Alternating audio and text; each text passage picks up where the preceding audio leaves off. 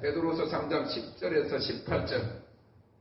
그러나 주의 날이 도적하지 오리니 그날에는 하늘이 큰 소리로 떠나가고 채들이 뜨거운 불에 풀어지고 땅과 그 중에 있는 모든 일이 드러나리로다. 이 모든 것이 이렇게 풀어지리니 너희가 어떠한 사람이 되어야 마땅하뇨. 거룩한 행실과 경건함으로 하나님의 날이 임하기를 바라보고 간절히 사모하라. 그날에 하늘이 불에 타서 풀어지고 채들이 뜨거운 불에 녹아지려니와 우리는 그의 약속대로 의에 거하는 바 새하늘과 새 땅을 바라보도다. 그러므로 사랑하는 자들아 너희가 이것을 바라보나니 주 앞에서 점도 없고 흠도 없이 평강 가운데서 나타나기를 힘쓰라. 또 우리 주의 오래 참으심이 구원이 된 줄로 여기라. 우리 사랑하는 형제 바울도 그 받은 지혜대로 너희에게 이같이 썼고 또 그 모든 편지에도 이런 일에 관하여 말하였으되 그 중에 알기 어려운 것이 들어있으니 무식한 자들과 굳세지 못한 자들이 다른 성경과 같이 그것도 억지로 풀다가 스스로 멸망에 이르느니라. 그러므로 사랑하는 자들아 너희가 이것을 미리 알았던 적 무범한 자들의 미혹에 이끌려 너희 굳센 데서 떨어질까 상가라. 오직 우리 주 곧 구주 예수 그리스도의 은혜와 저를 아는 지식에서 자라가라. 영광이 이제와 영원한 날까지 저에게 있을지어다. 아멘. 재림의 징조와 신부의 준비. 2000년 주님의 초림이 역사적인 사건인 것과 같이 주님의 재림이 역사적인 사실로 나타날 때가 심히 가까운 시대에 우리가 살고 있습니다. 신구약 성경의 5분의 1이 예언으로 되어 있어요. 그 중에서 3분의 1이 재림에 대한 예언입니다. 신구약을 통틀어서 그리스도에 대한 예언이 333군데에 나타나고 있는데 그 중에 109개가 예수님의 초림에 대한 예언이고 나머지 224개, 2배가 넘는 예언이 예수님의 재림 때 성취될 예언입니다. 그리고 유대 유명한 랍비들은 이구동성으로 이야기하기를 그 예수님에 대한 성경의 예언의 성취가 98% 이루어졌다. 그런 것이죠. 이는 예수님의 역사적인 탄생과 그의 사역에 대한 예언보다 2배나 더 많이 재림에 대해 예언하고 있어 재림의 역사의 확실성을 보여주고 있습니다. 하나님을 믿으시고 성경을 믿으시면 주님의 재림에 대한 약속도 이루어질 것을 믿으시기를 바라는 것입니다. 우리가 다가올 하나님의 나라와 주님의 재림을 생각하고 준비할 때 첫째는 재림의 징조를 분별해야 합니다. 성경에는 주님께서 크게 4가지 현상이 일어날 것을 이야기해요. 마태복음 24장 3절에 보면 주의 임하심과 세상 끝에는 무슨 징조가 있으리까. 저는 이번에 2월달도 1월달도 4월달도 나오면서 이제는 징조는 이미 다 보여졌고 지금은 이미 마지막 때에 그 주님이 어떤 일이 일어날 것이다 하는 일들이 본격적으로 심판을 향해서 나아가고 저 그리스도가 등장할 이런 전초전을 우리가 다 보고 있는 거잖아요. 지금 이 백신 이야기도 그렇고 모든 것들이 지금 다 그래요. 지금은 다 누구든지 점점 알게 되고 한국에도 지금 안 받으려고 그러고 이걸 점점 드러났으면서도 이렇게 하는 것은 지금 징조가 벌써 저번에도 한번 이야기했죠. 지진이 있고 사람 미혹도 있고 그 다음에 첫째에 전쟁이 있고 이거 다 일어난 사실이에요. 첫째는 종교적으로 적그리스도와 거짓 선지자들이 많이 일어난 사람을 미혹하게 되고 두 번째는 난리와 난리의 소문을 듣게 되고 민족이 민족을 나라와 나라가 대적가 일어날 것이라고. 이번에 아프가니스탄에도 탈레반이 이 나라를 이렇게 점령하고 기독교인들을 지금 핍박하고 죽이는 그런 역사가 일어나잖아요. 셋째, 첫째의 기근과 지진이 있고 재난과 환란이 닥칠 것이라 그러고 네 번째로 주님의 재림 전에 우주적인 재앙이 있을 것을 이야기하고 있어요. 지금 방글라데시 최대 섬 볼라는 2005년 섬 전체의 절반이 침수되어서 50만 명이 섬을 떠났고요. 이 태평양의 작은 섬나라 키리바시와 인도양의 몰디브는 언제 섬이 잠길지 몰라. 자기 나라가 없어지는 거예요. 그래서 각각 10만 명과 40만 명의 인구 전체가 땅을 사서 이주할 나라를 찾고 있어요. 나라가 물에 잠긴다는 거예요. 우주에도 종말의 징조들이 점점 나타나고 있고 이런 이야기들은 우리가 이미 다 이야기하고 있는 거예요. 마태복음 24장 29절에서 주님은 그날 환란 후에 즉시 해가 어두워지며 달이 빛을 내지 아니하며 별들이 하늘에 떨어지며 하늘의 권능들이 흔들리리라. 이것이 재림에 대한 징조로 나타나고 있어요. 마태복음 24장 33절에서 이와 같이 너희들 이 모든 일을 보거든 인자가 가까이 문 앞에 이런 줄 알라. 30절에는 그때의 인자의 징조가 하늘에서 보이겠고 하나님 창조하신 세계에 지금 징조가 보였고 주님의 재림이 가장 임박할 때는 하늘에서 주님이 오시는 징조가 보이겠고 그때의 땅의 모든 족속들이 통곡하며 그들이 인자가 구름을 타고 능력과 큰 영광으로 오는 것을 보리라. 이 주님의 재림과 휴거, 천년왕국에 대해서 여러 가지 다른 연애들이 있습니다. 신학적으로 이제 잠깐 설명하면 주님의 재림이 천년왕국 전에 일어난다고 하는 것이 전천년설이에요. 천년왕국 후에 있다고 하는 것이 후천년설이에요.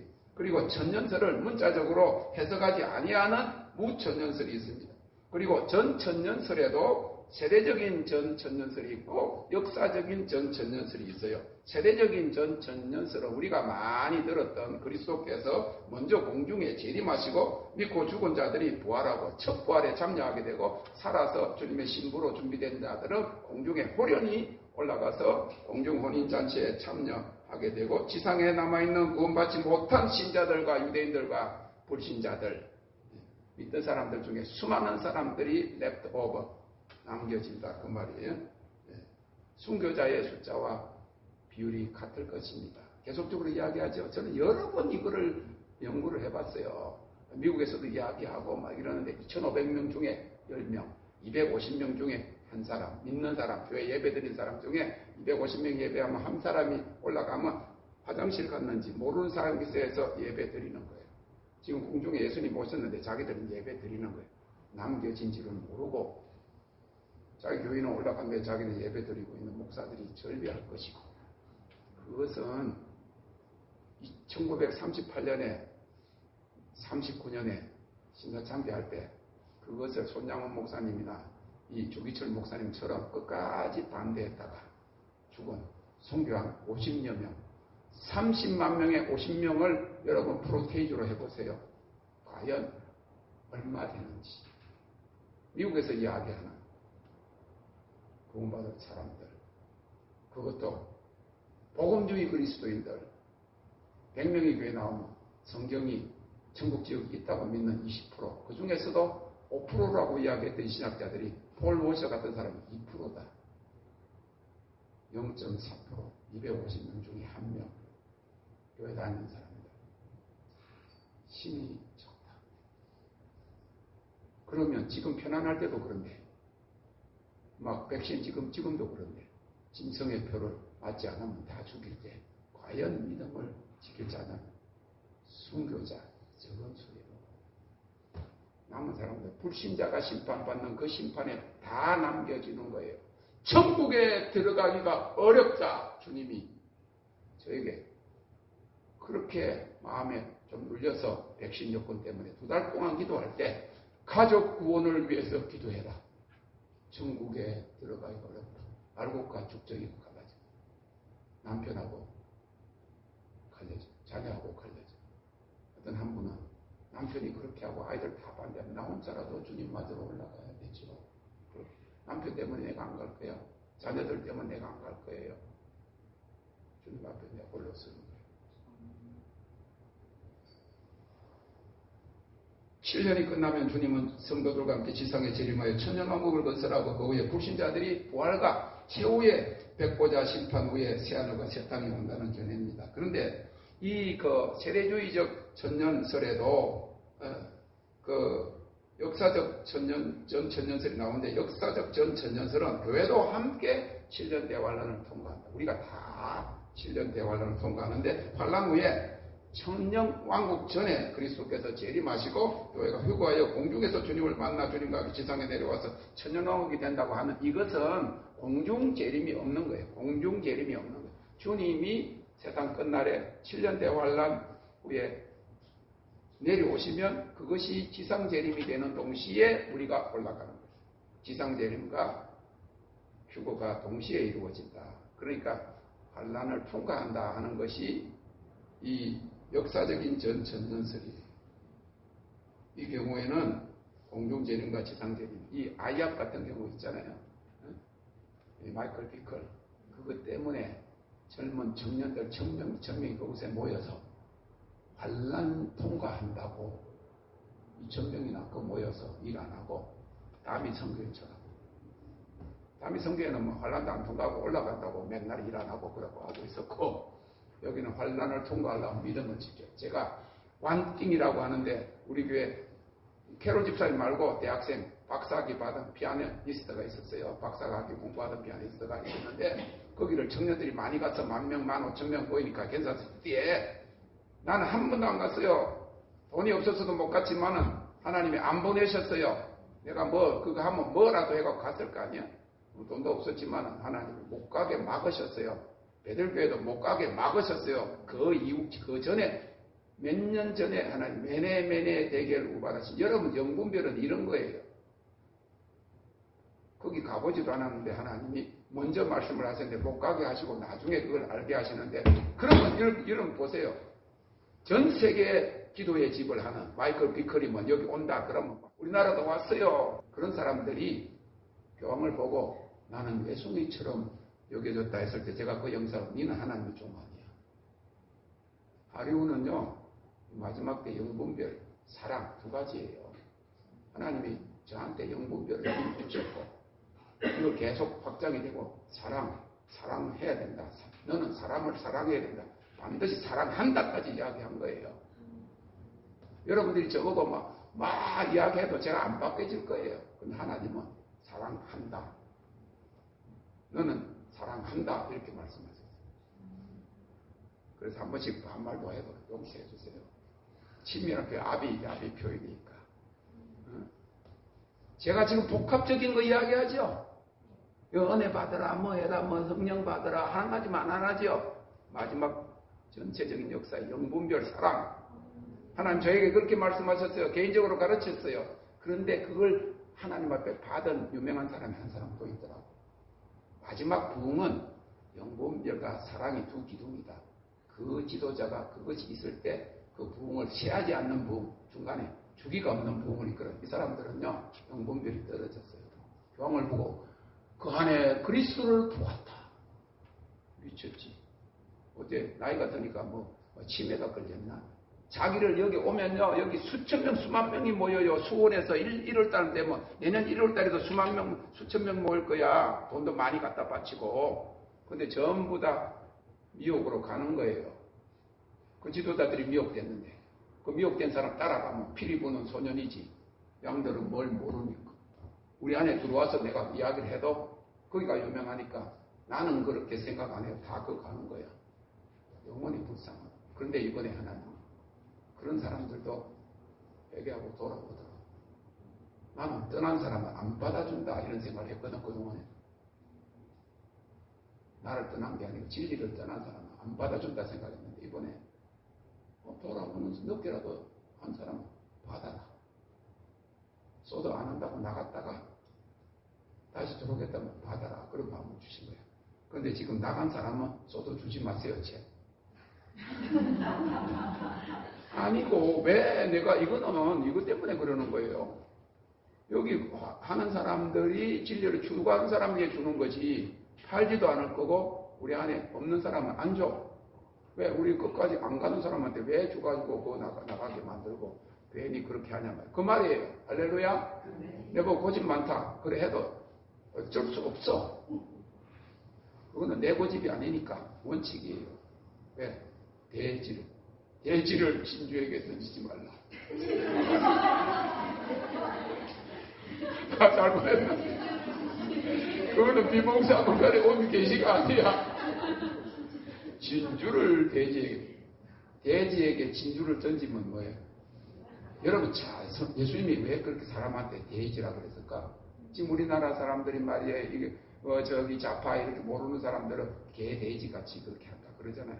그럼 개돼지처럼 전 세계의 악한 것들이 그 짐승에게 굴레를 씌우는 거죠. 우리한테 다 맞을 거야. 애들까지 다 맞을 거야 해가지고 다니게 하잖아요. 악한 세력이 하는 거예요. 여기 국민학교 우리 집 뒤에 국민학교 있잖아. 아이들이 전부 다 마스크 그 밖에 뛰노면서 왜 마스크를 딱 나는 해도 그냥 아주 형식으로 왜 사람들이 신고할까 봐 그렇지만 안 하면 또 이상하게 보니까 아주 얇은 거 그거니까 얇은 거 애들은 막 쫙 해가지고 하나도 안 돼요, 안 돼. 나는 애들 들어가면 애들 안 해요, 미국에는요. 이렇게 해. 항상 이야기해줘. 몰라서 그러니까. 한다 그러면 내리세요. 1살, 2살짜리가 왜 이거 쓰고 다녀요? 애들이 이 렁이 자라나야 돼. 배가, 기관지가 자라나야 돼.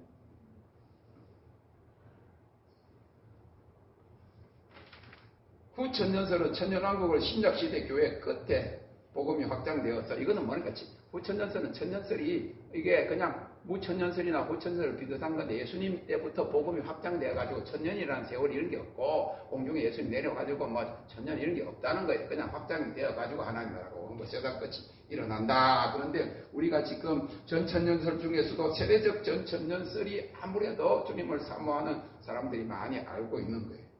그래서 예수님의 공중 재림 시에 생명의 부활과 성도의 휴거가 일어나고 공중 혼인잔치와 지상의 7년 대환란과 그 후에 지상 재림과 천연왕국 건설이 있고 사망의 부활과 최후의 백보자 심판 그리고 영원한 나라 불목과 새하늘과 새 땅이 이루어질 것을 보는 것입니다. 목사님 너무 빨리 하고 너무 안 하고 모르겠어요. 그러면 영적 신학교 들어오세요. 종말론이 안 넣거나 종말론도 넣어야 돼. 종말론은 내가 특강을 해서 종말론 하더니 이 개념이라는 거예요. 개념이라는 건 뭔가 개념이라는 건 그런 이것이 있다는 걸 알아야 정리가 되잖아. 조직 신학에서 종말론이 있다는 거는 그런 걸 그냥 신학교 다니는 사람하고 안 다니는 사람하고 그래도 졸든지 뭐 레포트 썼든지 조금 들은 가락이 있는 거야. 무슨 말인지 알겠죠? 교수가 안 되면 그냥 들은 가락이 있어. 그러면 이게 어느 정도 이렇게 정리가 되는 거지요. 근데 저는 그걸 가르칠 수가 있어요. 설교하면서도 가르칠 수가 있어. 친밀하게, 가깝게 알려고 하면. 저녁에 집에 가야 되고, 전철 시간 따져야 되고, 막 이러니까 좀 마음이 바쁘고, 그래서 그렇죠. 오기만 하면 얼마든지. 나는 이번에, 있으면 토요일 날, 우리 소도 하는 거, 너 그렇고, 토요일 날, 그 은사, 근데 이번에 또 요셉 축복 할 거잖아요. 다음 주일 날 너무 바쁘면 이사도 하고, 그러니까 한 주 쉬고 하든지 그렇게 하면 내가 토요일 여기서 할 거야. 올 사람은 여기 오고, 그럼 여기서 와갖고 요셉 축복을 풀어주고 기도하고 빈봉사문관이 뭐 한상을 하든지 막 할 거예요. 왜 여기 있는데 토요일 날 내가 그럼 또 목요일하고 경쟁이 되나?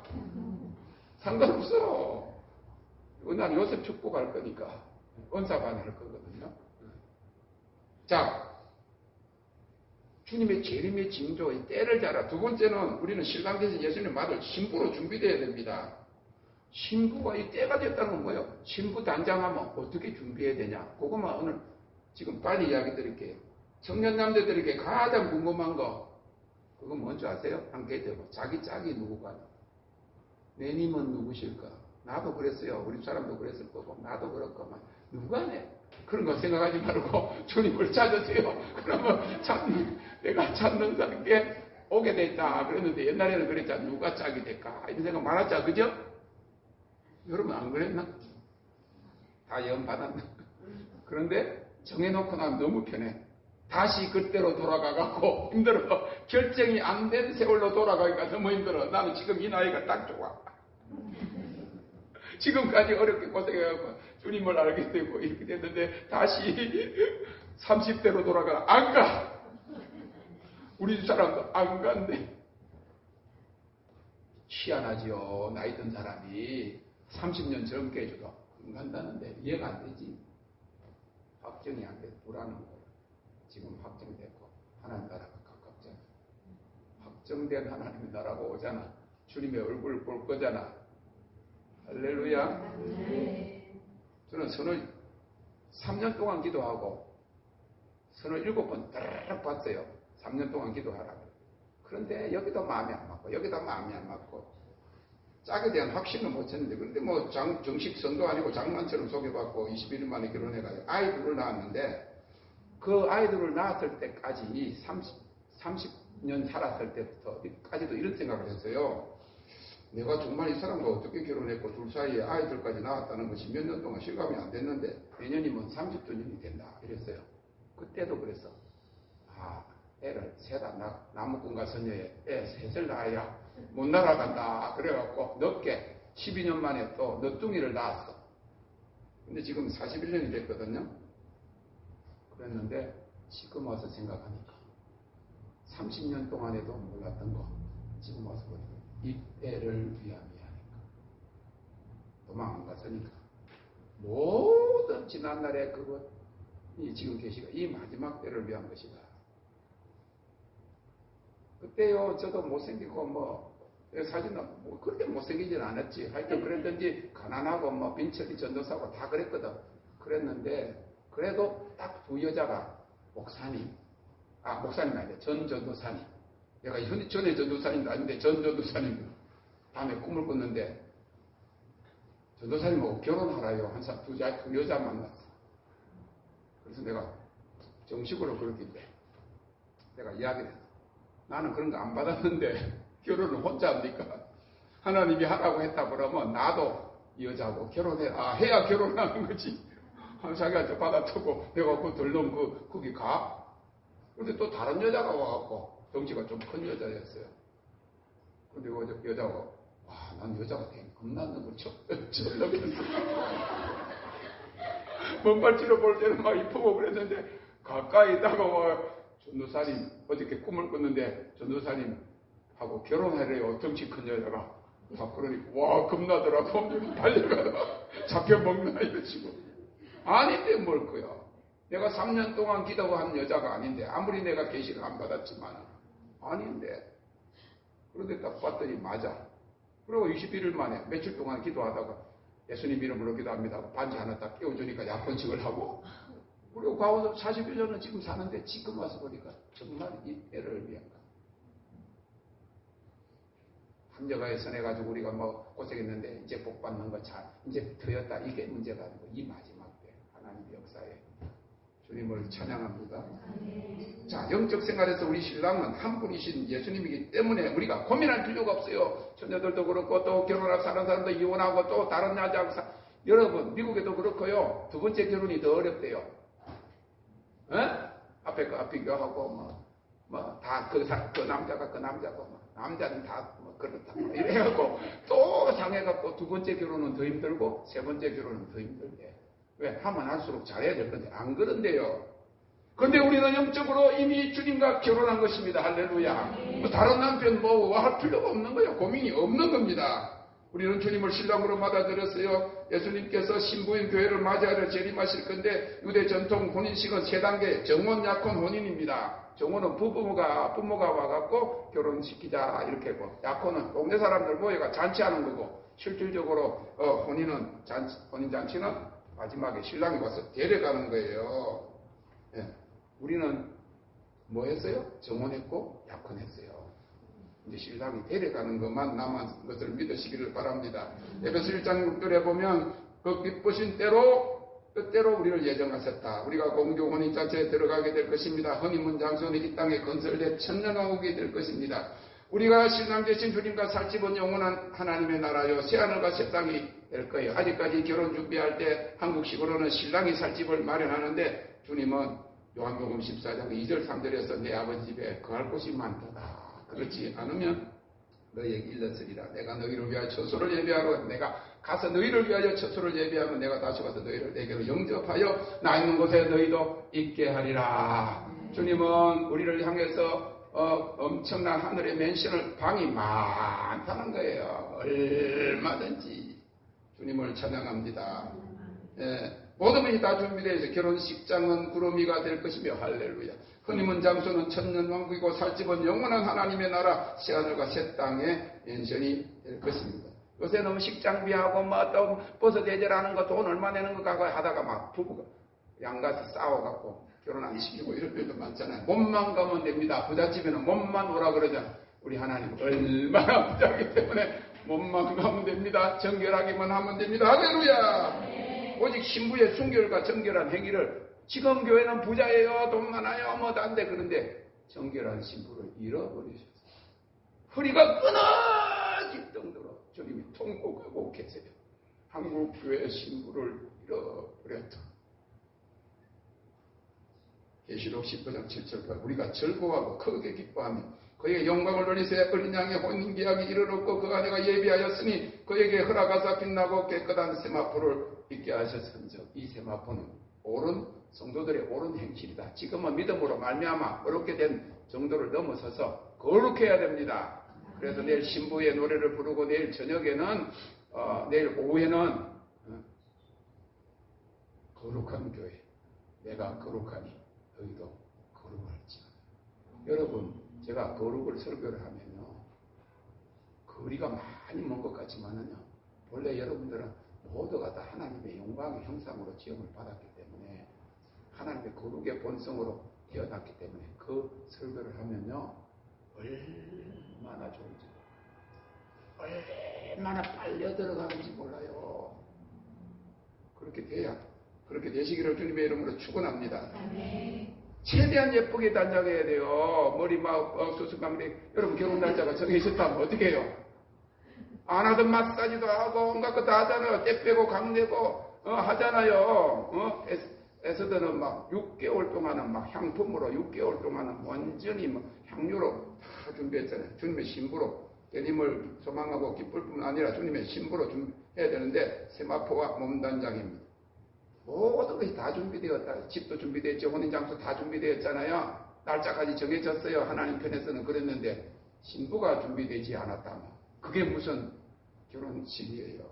예식장은 아무리 꽃과 촛불로 화려하게 꾸며놔도 신부가 자신을 꾸미지 않고 머리를 수세미 방망이처럼 얼굴은 눈곱만 떼고 추리닝 차림으로 결혼식장에 반팬티로 나타날 수 없는 거예요.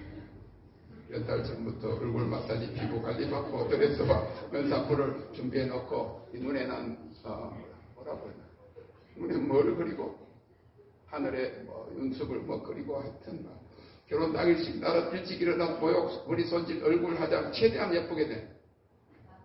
거룩한 행실과 경건함으로 하나님 주 앞에서 점도 없고 음도 없이 평강 가운데 나타나는 구주 예수 그리스도의 은혜와 저를 아는 지식에 자라가라. 제가 이 설교를 옛날에 준비했는데 월요일 새벽에 주일 예배를 드리고 토요일 날 워십을 하고 주일 날 하루 종일